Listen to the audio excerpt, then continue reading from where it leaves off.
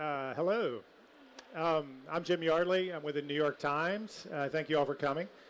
Obviously, we're talking about hate speech today. And we were all struck, or at least I was, and some of the panelists, that the talking points we were given is, should platforms like Facebook and Twitter do more to stop the proliferation of hate speech? And we were equally struck that none of those platforms had volunteered to participate in this discussion.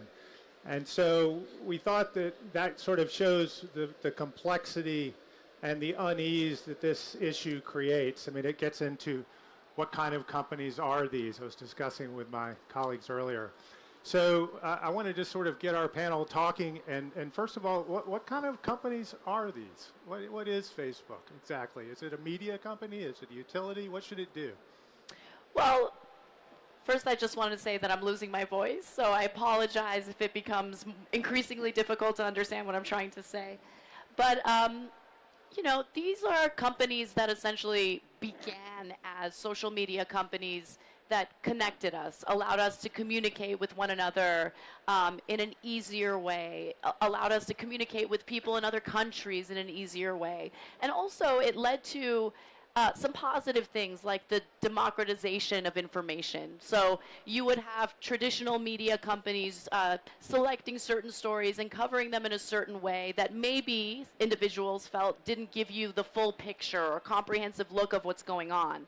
And now all of a sudden you have these social media platforms that allow you to see different varying perspectives. But as with all things related to technology, while it may begin with good intentions, there's a lot of room for abuse. And I think we're seeing a lot of that now with some of these tech giants, including Facebook and Twitter. Renata? Well, I would say I have a slightly different view. Especially many in the developing world, those social media companies are the single point of access for information. In many countries, in many complex countries, Facebook, for instance, is the primary source, the only way to access public information, and that means a further responsibility for them. It is your personalized newspaper. It is not only the way you communicate with those around you, but it is the single point of access. And that makes the situation more complicated because in the developed world, you have variety of sources. In those contexts, when the social media company is the primary publisher, the primary distributor of information of public interest, I think that the role changes and responsibilities change as well. And furthermore, I would say that these companies are not only highly policed spaces with rules of one country applying to a global audience. And it is now, as many are connecting online, we are seeing that this San Francisco very liberal regulation, completely divorced from fundamental rights, we have a problem now. We have a serious problem from the absence of this space of them to the absence of and this allergy of regulation that these companies lobby against constantly in Brussels and in Washington. What are they? I think companies like Facebook and Google are primarily advertising companies. They advertise based on the bubble that they can place us in. And the neater the bubble and the more they can keep us looking at the content, the more precise that they can become. Which leads to a risk of isolating people in particular bubbles, reinforcing views that are not necessarily mainstream views or acceptable views, and oversimplified political responses. Facebook should do something. Google should do something. Somebody, damn it, somebody should do something. But what is it exactly that they should do? One thing they could do is regulate themselves, self-regulate, reduce the pressure on filter bubbles, reduce the categorization of people, to allow them to have more diversity. And the other thing they can do is to regulate us, which, funny enough, people also call self-regulation. But I am not Facebook, and if Facebook is self-regulating, they're not regulating me. Joe, when you say regulate more diversity of opinion. So it's Facebook's responsibility to give you views that the algorithm says may be opposite of what your political views are? I think they should avoid pushing people into a particular filter bubble.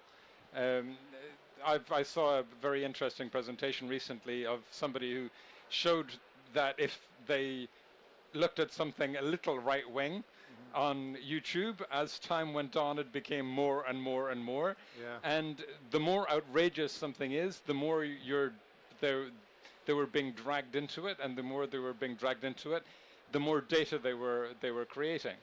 I'm not saying there's an easy answer to that, but what I am saying is that we need to define our problem before we can find solutions. And I get particularly annoyed at the use of the word self-regulation. Me too. When it doesn't work. Well, that's the second issue. The first issue is if they're not regulating themselves, it's not self-regulation. Right. Go ahead. All right. Friso? Yeah, Jim, I'm getting continuously annoyed about another thing, which is the qualification hate speech. Moderating hate speech, who deserves a platform? My answer is absolutely nobody. Let's be very clear. Hate speech has nothing to do with shocking or disturbing speeches. They are authorized. European jurisprudence is making it utterly clear.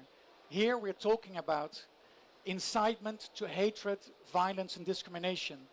So I would rather say, let's call it what it is, online hatred. You know, as was said before by others, for instance, racism is not an opinion, it's a crime. Let's just call it what it is. Now, in order to combat those crimes, I'm afraid we will not solve the problem with focusing only on the Googles and the Twitters and the Facebooks of this world. Yes, they have a very important role to play, and either regulated or self-regulated, they need to step up their responsibility, and we can come back to that a bit later. But let's not forget that all of us have a responsibility. All of us as parents, for instance, here, we need to ensure that our children understand what it takes to have a civilized, democratic conversation, rather than just to join the army who, you know, shoots off that garbage which we see everywhere and which is impacting, please don't underestimate this, not only gays or women, but even people with disabilities nowadays, or elderly people. Each and every time a new group is found, Jews, Muslims, whomever it is. So the problem is very big. It's an attack on human dignity, so let's call it what it is. Anna, you wanted to say something about self-regulation. I have a lot of thoughts on these issues, but I'll start on the whole crux of this conversation, which is what do we need to do to regulate hate speech? First off, the number one problem is we're talking about U.S.-based companies that abide by the U.S. Constitution.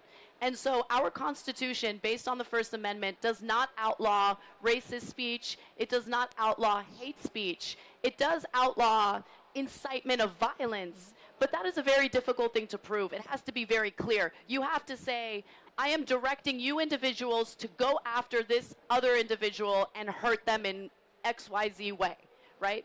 And so hate speech is protected, and these are U.S. companies. And I know that our freedom of speech laws or constitutional rights are very different from the way Europe approaches these issues. But at the same time, it's important to remember that self-regulation for major corporations does not work. It's like asking oil companies to self-regulate and lower carbon emissions without government regulation. They're never going to do it because at the end of the day, it's all about profit. And Facebook creates these ideological bubbles so they can target advertisements toward specific individuals who are more likely to buy these products. Now, I agree, this is a problem because it's leading to extreme ideologies, and it's leading to more division, and it's leading to the kind of problems that we're currently experiencing in the United States. But it is a balancing act between our constitutional rights and some of the negative ramifications of the type of speech that we're experiencing right now. And one more thing. Banning hate speech or banning racist speech does not make that ideology go away. No. That ideology will continue to exist. And brushing it under a rug doesn't solve it. Renata, you're Yes, I am dying dying to respond. Actually, every time that I hear a person from the US arguing the Constitution, one must not forget these platforms operate globally. And there's a public international law and public laws nationally that apply to these companies. The excuse of the First Amendment, the excuse of this relaxed regulation on these companies shouldn't be used here. Actually, even the U.S. is part of the genocide, the Convention to prevent the crime of genocide, and that goes to the core of hate speech, incitement to commit genocide, incitement to commit acts of violence that put people in danger are in that convention, and the U.S. companies and the U.S. as a country has to respect that and do something about it. Concrete example, the Rohingya, the Muslim Rohingya now in Myanmar, many of them didn't have internet until recently. Many of them connected for the first time to the internet using Facebook. And guess what? The leader inciting the crimes against Rohingya, saying that they are dangerous, that they are bad leaders, that they are bad people, he was using Facebook precisely to maximize his message and to marginalize people. Facebook also reacted really badly, banning some speech from the activists denouncing the genocide against Rohingya people. The thing is, when you have I think that responsibility is proportional to power. If these companies grew too powerful and are basically more powerful than entire countries. And I would say that just to finish the thought is the responsibility to act as a global company shouldn't be divorced from local context and the damages that your company can do locally. In this case, I mean incitement to kill and to exile an entire ethnic group. So what could it's real and serious. What could have been done differently in the Rohingya situation? I mean, applying the laws and understanding which laws? International, this convention, for instance, and understanding the local context where you are operating. If technology companies only rely on automatized methods to regulate what's going on inside their platforms and maximum profit of the data of any citizen regardless, you see the results. I think that they have been negligent, and it is not a single case, it's just an example of many other cases where their business model actually causes direct harm to people. Joe Friso, from a European perspective. I think one problem that we have is that we tend to react over and over again to cycles of news and seek to find a reassuring, quick answer. If you go onto archive.org and go to the oldest, literally the oldest copy of the New York Times you can find, the front page says, Europe counts on self-regulation of internet, 1996. 2017, it produced a communication saying more or less the same thing. But we appear not to have learned a lot in the intervening 21 years, if my maths serves me correctly. We need to think about defining problems. We need to think about accountability. We need to think about review mechanisms. We need to think about how problems can be, when the solution isn't working, we can adapt. And the problem that, if you look at the German hate speech law, for example, and others, the problem that we have from a government perspective is that you can push these companies with liability rules or whatever in a direction of restricting more and more speech, but they're private companies, so you can't pull them back. You can get them to do more easily. It's very easy to delete speech. Deleting the right amount of speech in the right way with the right effect, that's the challenge. And if you look at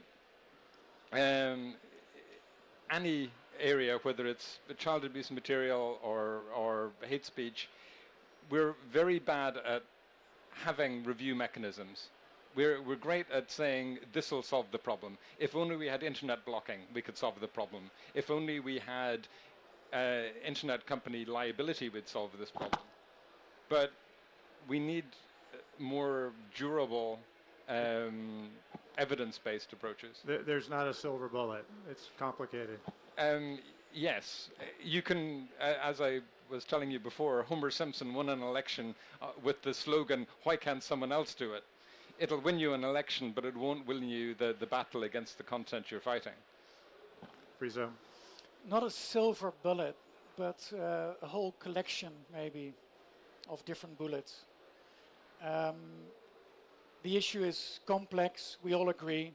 The fine line between freedom of expression and online hatred, attacking the rights of people's own dignity. It requires, Joe's right, not a single, straightforward response, but a comprehensive one, if not to use the fashionable word holistic. So if you allow me just to depict that as briefly as I can, I think it needs to consist of 6 different elements. And I'm ending with the one which I think is the most important one, which is education. But let me end there. So firstly, it really needs to be understanding. So we need to understand indeed the difference between freedom of expression and when we cross that border.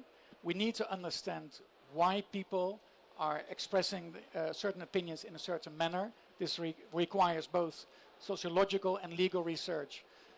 My organization, the Agency for Fundamental Rights, is doing that type of research, and others are doing as well.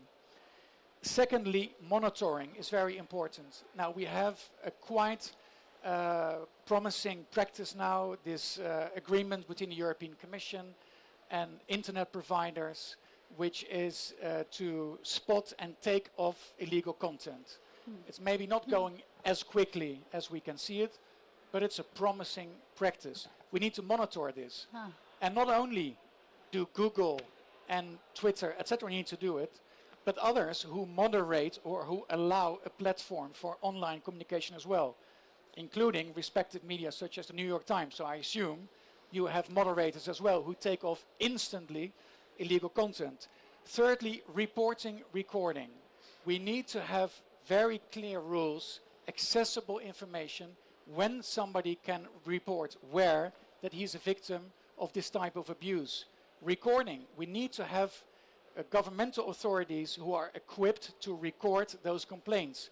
Fourthly, prosecuting. We need to train prosecutors, because however difficult it is to identify the perpetrator of this online hatred, when the person is identified, we simply need to bring that person to justice. But in order to do this, we need to have equipped and trained public prosecutors. Fifthly, I'm nearly there, supporting the victims. And that means having in place systems where people can go to get adequate and comprehensive support. So we need to have properly functioning, well-equipped, well-resourced victim support organizations. And finally, for me the most important one is education. Really, we need to teach our children, younger generation who are the main users of social media, including my 13-year-old son who is on Snapchat, of course. Right. Jim, that you need to know how media works, media literacy, critical learning, civic education. Let's please start there. Joe, you've been politely trying to raise your hand, so go for it. Then Anna, you're next. I'm surprised to find myself disagreeing with the Fundamental Rights Agency, but I will briefly. I think the EU Code of Conduct on Hate Speech is a perfect example of how to get everything perfectly wrong. and it's really worth having a look at to discover how to do it badly. It requires companies to review complaints on the basis of their terms of service or community guidelines, and where necessary, the law, and do this quickly. So that works out quite well for the companies because they're checking on the basis of terms of service first. Mm-hmm. And anything that's illegal is already in breach of their terms of service. So they can remove something on the basis that it was a terms of service violation and can forget about the law. They never hosted anything illegal. They're comfortable. Right. Because nothing was categorized as illegal, law enforcement authorities don't need to be informed. They don't need to know anything about it.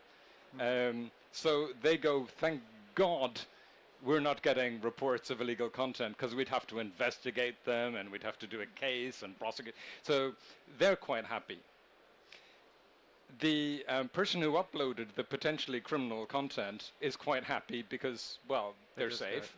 Right. The victim might be unhappy, but that's another issue. There's no review mechanism in place. There's no assessment of whether it's serving any purpose, whether it's being counterproductive, and therefore no corrective mechanism if it is being counterproductive. It ticks all of the boxes perfectly how to do it wrong. So Anna, you're sitting in a Europe that has the worst law in the world, according to Joe. Right. Well, you know, this conversation reminds me of the U.S.'s response following a terrorist attack. And the response is, everyone should be afraid. This is a disaster. We need to get rid of your rights as soon as possible, right? And Americans buy it hook, line, and sinker. And so someone tries to go through the airport with a bomb in their shoe. Now we all take our shoes off before we go to the security lines at the airport. We get patted down. You know, we have our genitals touched all over the place. And we willingly gave those rights away out of fear. And the argument that I would make is, yes, education is incredibly important because the number one problem I'm seeing right now is a lack of media literacy. The lack of understanding of different cultures, the lack of understanding what propaganda is and what real news reporting is, which is why you will see hate speech, because these are individuals who have been influenced by misinformation and propaganda. So I would definitely focus on that. But I think the issue of who are the arbiters of hate speech, because if in the United States we allow the government to be the arbiter of hate speech, Trump would be throwing people in prison for kneeling during NFL games. And that worries me. That opens the floodgates for real abuse by elected officials who might not be good actors. Now, Renata, I know that you have don't want to hear about the U.S. Constitution, but I'm sure you have something to say. Yeah, I wanted to say to Anna, welcome to most of the reality of the developing world. That's one of the issues. I mean, Europe can more or less rely on governmental regulation because more or less has okay democracies. But in many countries, that's not the case. And this over-regulation of this topic also becomes a problem. Because when you have oligarchs in power, when you have a very volatile political context, and you open the door to regulate the platforms that are serving to criticize the government, then it is the balance is really complicated. And I wanted to just to close up two issues. Decentralization in this topic is key. We delegated too much power to these US-based companies that are not diverse and are just concentrated on mediating this. And here we are at the European Forum. There's many of European startups and European investors here, the Commission. I encourage Europe to take the leadership and to, you have the ability to have the next platforms, maybe with human rights values embedded on that and proper mechanisms. You will do a service to the rest of the world, providing alternatives for us to have other ways. Let's really decentralize these platforms. That's something that the web founder, Tim Berners-Lee, who founded the Web Foundation, promotes actively. And the second thing that really scares me is something that Tim Berners-Lee also said, like surveillance is more dangerous than censorship, he said in the past, because you cannot see it. Well, now we are heading in a route that you cannot see censorship either, because these mechanisms that the companies can deploy to self-regulate in these aspects can be invisible and unaccountable to us. So by moderating hate speech or some words or some offensive statements in a way that is just hidden inside the algorithm, we can head in this bad direction of not being able to understand how our access to information is policed or is mediated, and that's also a dangerous route. Friso, you wanted to touch on that. Yeah, just to say, I'm not entirely sure how it functions in the United States, but I do know how it works in Europe in terms of who is the arbiter. You said the government cannot be the arbiter, and absolutely that cannot be the place. Unfortunately, we have European Court of Human Rights based in Strasbourg, who has developed over the last decades extremely sophisticated jurisprudence, I think making relatively clear the distinction between what is permitted and what isn't. And very shocking, disturbing speech has been permitted. And of course, our democratic society should be robust enough to allow for this. So they have accepted a lot of very offensive language, but it was part of a very sharply held political debate. But they have also indicated cases where that frontier was crossed, where it was clear that it was ultimately inciting to hatred, violence, or discrimination. The second point I wanted to make is just to pick on also on what Anna said, this need for starting on the basis. It is time maybe that all of us rediscover again what it means being a citizen in a democratic society. Sometimes in Europe, the emphasis is far too unilaterally focused on the newcomers, the refugees, the Muslims, the strangers with the beards. And we need to teach them our values, our European values. And I think we have forgotten ourselves what the European values are. We really need to again rediscover what the rights and responsibilities are, which are very clearly described in the Charter of Fundamental Rights, in the European Convention on Human Rights. And what I find very interesting is a very practical example of where the government of Sweden has started a project which is called an action plan to preserve the democratic conversation. I think that says it all. So we have 3 minutes left, and since we started talking about the platforms and whether they should do something to stop the proliferation of hate speech, a little game. Platforms are not one giant entity, Twitter, Google, Facebook, others. If you had to rank them, who is doing something and who's doing the least, 1 through 3 or 4, how would you do it? Anna? I mean, that is an incredibly difficult question to answer. But I would say that I would argue Twitter has been the worst because you don't need to prove your identity at all to have a Twitter account. And you can have multiple Twitter accounts with various names, and you can use those accounts simultaneously to spread propaganda. Whereas with Facebook, while the situation is bad, you have to at least provide your identity in some form to have an account. It's a little more challenging to have bot accounts that spread propaganda and hate speech. But I agree that there is a problem with all of these platforms. And as a result, I'm not really active on Twitter. I have a Twitter account, but if you ever look at it, I tweet every once in a while. And it's because I'm a victim of hate speech on a daily basis. But I don't want to violate the freedom of expression because I have my feelings hurt. I think that's important to me. So we just got 3 more minutes, which is good news. So Renata. As a Guatemalan, in Guatemala genocide happened. The centralized architecture of Facebook that makes it like with a real identity attached to each user, and with very, very rigid structure that makes it is the dream of a Nazi. It is the dream of a genocider. It is the perfect environment where something really tragic can happen. Unlike Twitter, I think that it's the most dangerous platform for this, and the way that you can target specific communities is the most dangerous space, and it's the one doing the least about it. Anonymity, actually, I consider is a right, and this platform kills that right.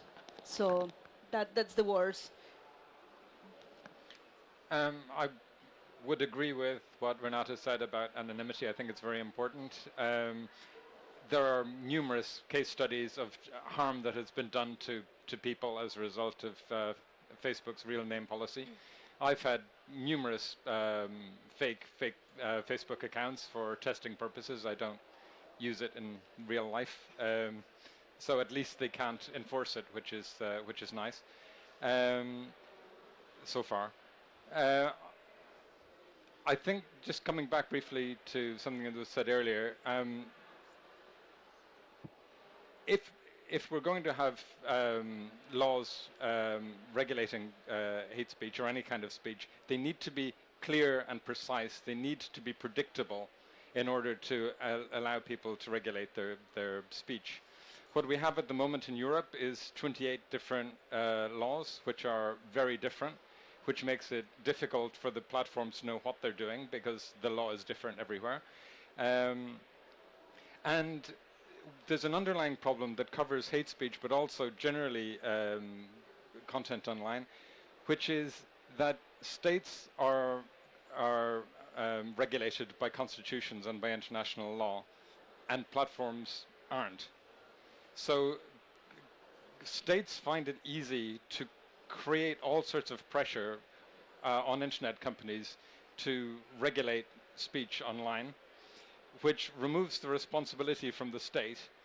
The companies can then act in an arbitrary way, and we're left in an environment where the Article 19 of the ICCPR that says that restrictions on fundamental rights need to be provided for by law is actively circumvented by states that really should know better, and that includes the states in the European Union.